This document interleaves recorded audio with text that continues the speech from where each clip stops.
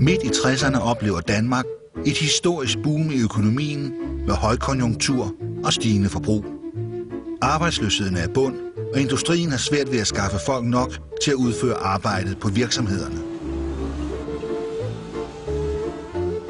Rygterne spredes til lande som Tyrkiet, Pakistan og Jugoslavien, og 100.000 beslutter sig for at drage mod Vesteuropa i jagten på arbejde og penge. Det udvikler sig til århundredets største indvandring af arbejdskraft. Jeg havde 6 søstre, og det betyder, at man skulle have mange penge, da min søster skulle blive gift. Og jeg tænkte, at jeg har penge nok til mig selv, men ikke nok til at hjælpe min familie.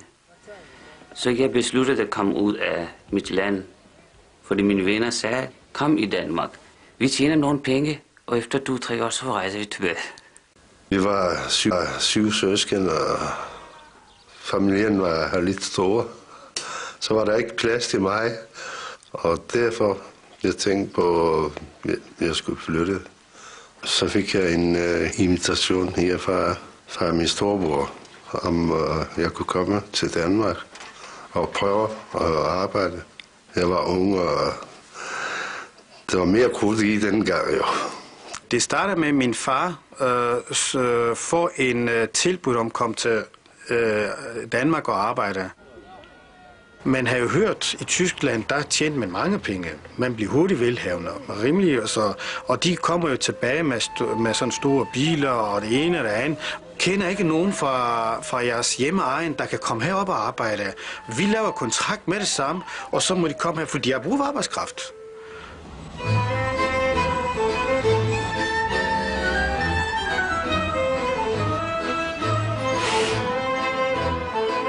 I løbet af 3 år kommer 12.000 gæstearbejdere til Danmark.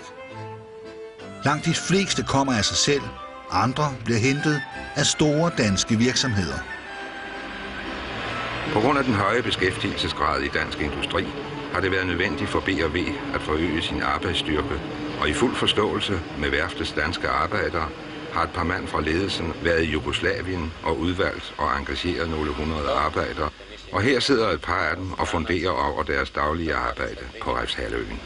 Hvad siger de som fælles tillidsmand til, at B&V skal have udenlandske arbejdere? Ja, altså, vi har jo helst set, at man kunne skaffe dansk arbejdskraft, men da man jo åbenbart ikke kan gøre det, så finder vi det der i orden, at man får udenlandsk arbejdskraft herude. Hvad siger de til, at der skal ansættes udenlandsk arbejdskraft på B&V? Ja, det er jeg ikke så tilfreds med. Hvorfor? Ja, hvorfor? De kan jo bare tage dem, de afskeder, de gamle arbejdere, der er på min alder. Der må de overhovedet ikke sende bud efter. Hvis de opfører sig ordentligt, vil jeg rette efter reglerne der hjemme. Jeg kan da ikke gøre så meget. Industrien er glad for strømmen af gæstearbejdere. I artiklen Velkommen Mustafa i bladet Arbejdsgiveren lovpriser direktør Jens Fisker 1919 den nye fleksible arbejdskraftsreserve. Gæstearbejderne er særligt velkomne. Først og fremmest fordi denne reserve intet koster os. Har vi ikke brug for arbejdskraften, kan den jo udvises. Direktøren peger også på det fordelagtige i, at gæstearbejderne normalt ikke bringer koner og børn med. Og så sparer Danmark jo udgiften til børnehaver, skoler og boliger. Det er i bedste overensstemmelse med vores snævre egen interesse at invitere dem indenfor.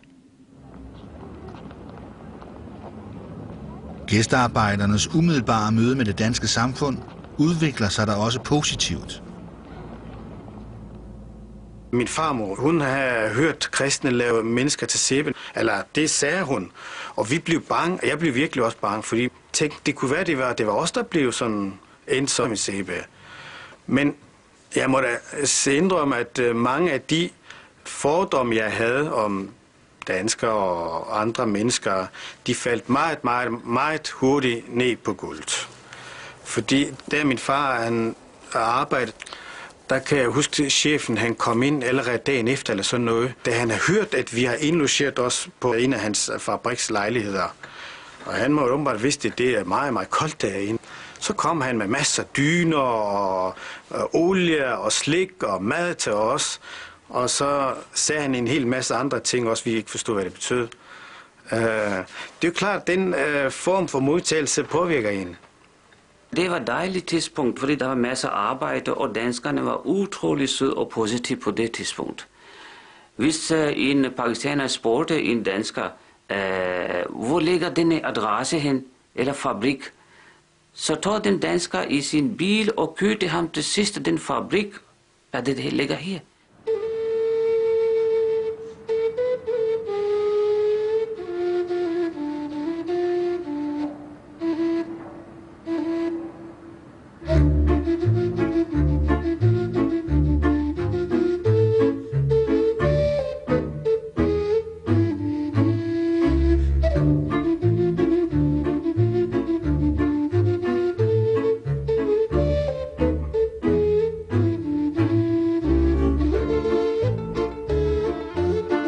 Jeg begyndte faktisk ligesom arbejdsmand i Danmark, fordi jeg kunne ikke bruge min 6 års erfaring i industri som formand, chef, ingeniør, alt det. Så jeg har været alle steder. De arbejdspladser, som regel de fik dengang, det var de arbejdspladser, som danskerne ikke havde lyst til at arbejde med. Meget af det var støberierne, det var jernkontorerne, sådan generelt tunge arbejde, værfterne. Altså det var også de fysiske arbejdsopgaver, man havde. Dem satte man til det. Så kom min ven og sagde, at nogen har fået arbejde i Burmeistervejen. Det er skibsværft. De mangler nogle svejser. Jeg tror, vi skal der. Så sagde jeg, okay. Det var så nemt dengang at få arbejde. Så er man færdig med en, og så Lima. Så går man det andet sted, og så finder arbejde. Og så færdig der, og så Lima. Så man går et tredje sted, og så arbejde. Når vi fandt arbejde, det er lige meget hvilket slags, så var vi glade for. Der har vi ikke tænkt på det fysisk krævende eller lettere arbejde. Vi tjente penge jo, så det var også vores drøm, dengang vi kom. Kan man finde arbejde? Kan man spare lidt penge? Nogle steder indvandrere bliver lidt ekstra brugt. Folk arbejdede 12 timer, og de fik ikke den der ekstra løn fra den der var senere. Vi fandt ud af, at efter klokken 4, der er ekstra penge efter klokken 5. Ingen vidste om den der. Og så det kan godt være, at mange også fik mindre løn i forhold til danskere, men det forstod jeg heller ikke. Vi tænkte bare, okay, vi i Pakistan havde ikke så mange penge, og vi var glade, vi havde mange penge. De mennesker, der kom dengang, de ved jo ikke ret meget om, hvilke rettigheder man har, og hvordan tingene fungerer. Jeg kan huske, der har været en del ballade med nogle fagforeninger, fordi hvis man var medlem i fagforeningen i Tyrkiet, så fik man i hvert fald så var man sikker på, at man blev smidt ud af arbejdspladsen. Det troede de galt også her i Danmark. Her blev de smidt ud, hvis de ikke blev medlem af fagforeningen. Så de havde det meget svært at finde ud af de ting her, hvad de skulle stille op med det. Er det generelt sådan, at udlændingene holder sammen indbyrdes, eller blander de sig? Vi har bevidst den politik at blande dem så meget mellem danskerne som overhovedet muligt. Hvorfor det? For at ikke skabe unødvendige problemer. De må opføre sig som en slags danskere, og de skal helst akklimatisere sig efter vores forhold så hurtigt som muligt. De daglige 8 timers arbejde på værftet skaber ikke særlig store problemer for jugoslaverne. Først når det bliver fyreaften og fritiden skal udfyldes, dukker der visse problemer op. De danske arbejdere tager jo hjem til familien og hygger sig, mere eller mindre. Men jugoslaverne må alle tage bussen til deres 2 logiskibe, Øbo og Nybo, som tilsammen kan huse ca. 350 mand i en- og tomandskamre. Og naturligvis er pladsen tram, men i salonger og gange møder man landsmænd og kan tale sit hjemlands sprog og spise sit hjemlands krydrede mad.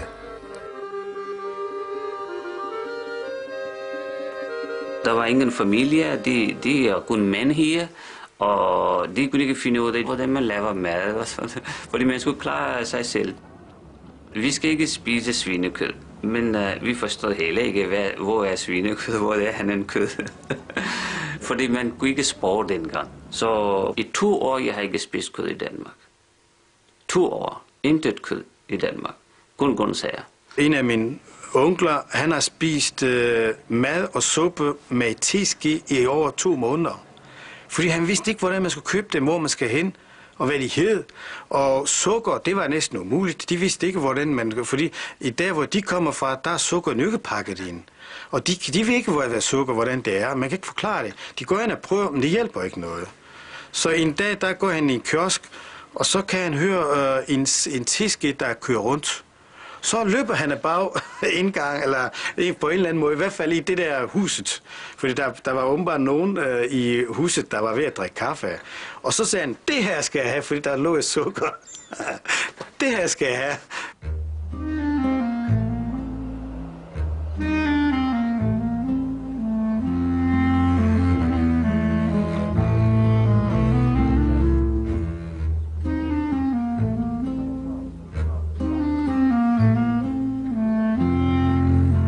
Mange af gæstearbejderne bor kummerligt set med danske øjne. Op mod 5-6 mennesker på et enkelt værelse. Og da mange af dem arbejder på skæve tidspunkter, kan de skiftes til at sove.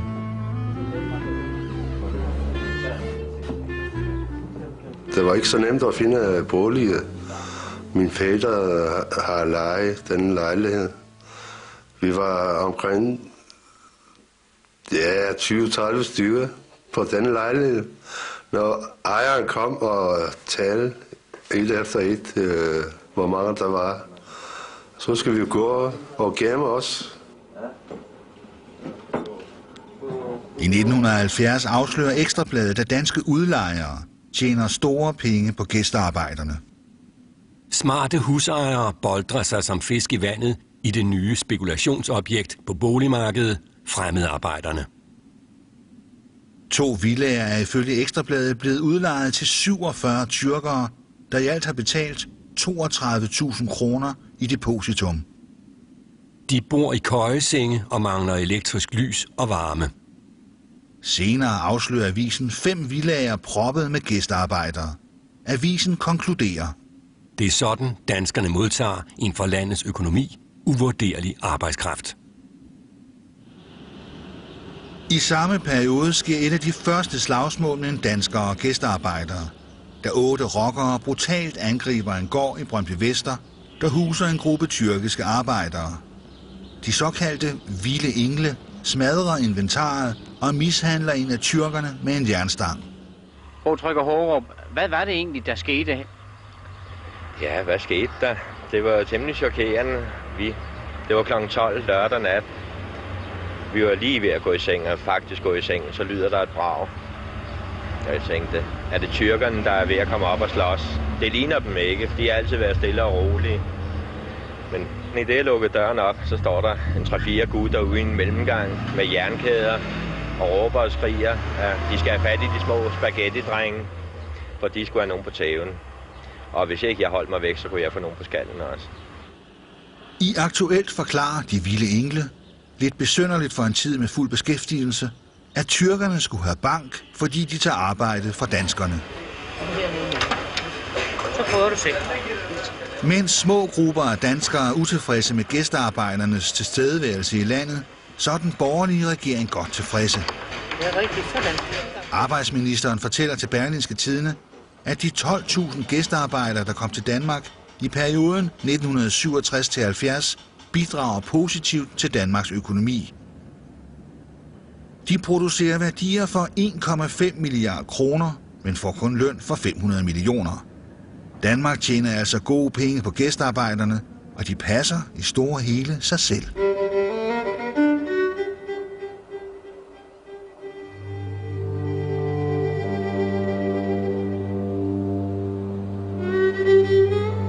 Fritiden kunne være svær at få has på.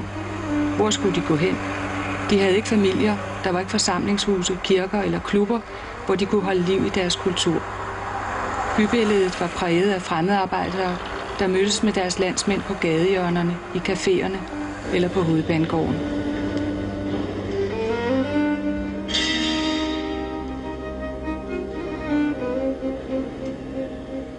Det var ikke så nemt jo. Første gang vi kom til Danmark alene, hvor vores ægtefælle bor i Tyrkiet. Når man har været halvt år eller 1 år. Jeg følte mig ensom, alene, og Jeg kunne ikke klare ulden.